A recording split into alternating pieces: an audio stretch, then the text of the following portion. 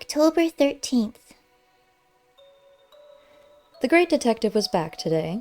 I glimpsed him only briefly from a hedgerow where I was burying something. He did not see me. Later, Greymalk told me that he had visited Owen's place. Owen and Cheater were out, and he had looked about some, discovering the wicker baskets. His assistant injured his wrist, she said, having been sent up the ladder into the oak tree to test the strength of some branches, whence he had fallen. Fortunately, he landed on a heap of mistletoe, or it might have been worse. That evening, I heard a scraping at an upstairs window while I was making my rounds. I went to it and peered out. At first, I saw nothing. Then I realized that a small form was darting back and forth. "Snow, let me in! Help!" it cried. It was Needle. "I know better than to invite you guys inside," I said. "That's the boss! I'm just a bat. I don't even like tomato juice. Please!" "What's wrong?" I heard a loud thunk from the other side of the wall.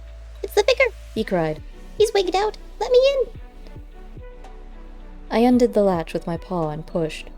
It opened a few inches, and he was inside. He fell to the floor, panting. There followed another thunk from without. "I won't forget this, Snow," he said. "Give me a minute." I gave him 2. Then he stirred. "Got any bugs about?" he asked. "I've got this fast metabolism, and I've been getting a lot of exercise." "It'd take a lot of effort catching them," I said. "They're pretty fast. How about some fruit?" "Fruit is good too." "There's a bowl in the kitchen."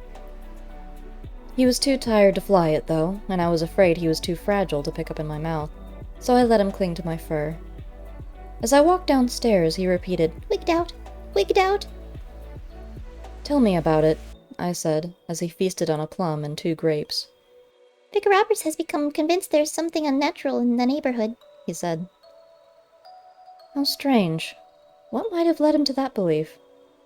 "The bodies with no blood left in them, and the people with anemia, who all seem to have vivid dreams involving bats, things like that." I'd seen Vicar Roberts many times on my rambles. A fat little man, dun-derriered and wearing old-fashioned, square-lensed, old-framed spectacles.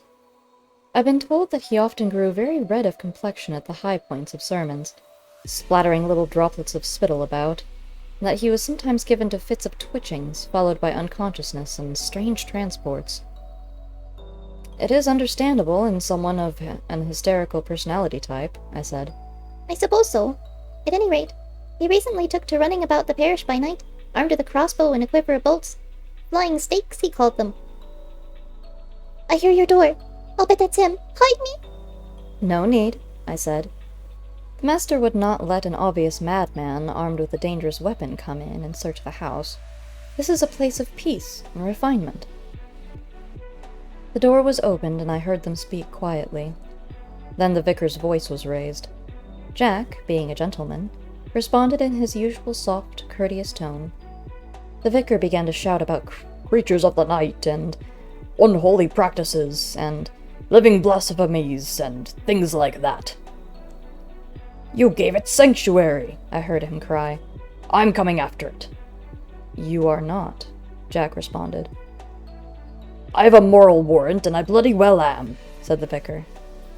Then I heard the sounds of a scuffle. "Excuse me, Needle," I said. "Of course, no." I ran on into the front hallway, but Jack had already closed and bolted the door. He smiled when he saw me. There came a pounding from behind him. "It's all right, Snuff," he said. "I'm not about to set the dogs on the poor fellow. Where is your friend, anyway?" I glanced toward the kitchen. He walked that way, preceding me by several paces. When I entered, he was already feeding a grape to Needle. "Creature of the night," he said. "Living blasphemy. You're safe here. You can even have a peach if you like." He strolled off, whistling. The pounding on the front door continued for another minute or so, then stopped. "What's to be done about that man, do you think?" Needle asked. "Stay out of his way, I guess." "Easy to say. He took a shot at Nightwind yesterday, and a couple at Cheater recently." "Why?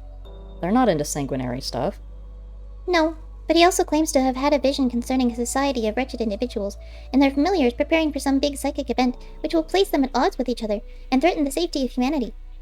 The vampire business was just the first sign, as he put it, that this was true. I wonder what busybody sent him that vision. Hard to guess, Needle said. but he could be shooting at you, or Jack, tomorrow. Perhaps the parishioners will send him to the continent, I said, to take the waters at some salubrious spa. We only need about 2.5 weeks more. I doubt they will. In fact, I think he's enlisted some of them in the cause of his vision. He wasn't the only one out there with a crossbow tonight. Then I think we're going to have to identify those people. Find out where they live and keep an eye open in their direction. I use echolocation myself, but I get the idea. Nywin and Cheater obviously already know. I'll tell Greymulk if you'll tell Quicklime and Bubo. What about that Talbot fellow? As far as I can tell, Larry Talbot doesn't have a non-vegetable companion. He can take care of himself, I think. All right. And we should all agree to spread the word on who they are and where they live. It won't matter to someone like that what your persuasion is. I agree with you on this. Later, I checked around outside, and there were no crossbow persons in the vicinity. So I opened the window again and let Needle out. The vicar's quarrels stuck in the siding over our heads.